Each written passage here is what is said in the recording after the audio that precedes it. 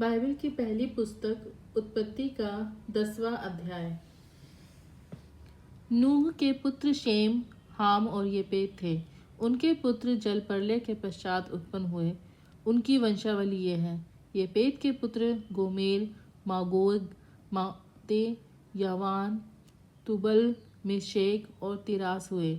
Gomer के पुत्र अश्ककंज, रिपत और तोगरमा हुए। और यावान के वंश में एलीशा और तर्शिश और कित्ती और दोदनी लोग हुए। इनके वंश अन्य जातियों के द्वीपों के देशों में से बट गए थे कि वे भिन्न भिन्न भाषाओं, कुलों और जातियों के अनुसार अलग अलग हो गए। हाम के पुत्र कूश, मिस्र, फूत और कनान हुए। और कूश के पुत्र सबा, हवीला, सबता, रामा और सबुतका हुए। और रामा के पुत्र शबा और दादान हुए। कूश के वंश में निर्मोद भी हुआ। पृथ्वी पर पहली वीर वही हुआ है। वह यहोवा की दृष्टि में पराक्रमी, शिकार खेलने वाला ठहरा। इससे यह कहावत चली है, निर्मोद के समान यहोवा की दृष्टि में पराक्रमी, शिकार खेलने वाला। उसके राज्य का आरंभ शिनार देश में बेबीलोन, एरेक, अक्कद और कलने से हुआ।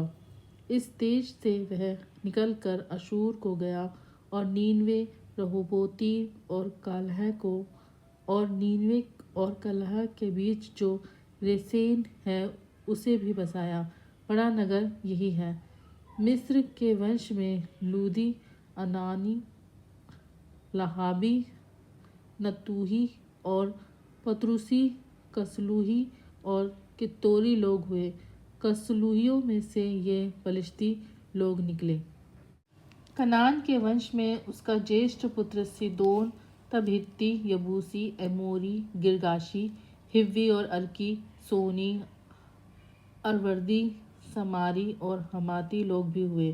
फिर कनानियों के कुल भी फैल गए और कनानियों की सीमा सीदोन से लेकर गरार के मार्ग से होकर अज्जा तक और फिर सदोम और अमोरा और अदमा और सबोइम के मार्ग से होकर लाशा तक हुआ।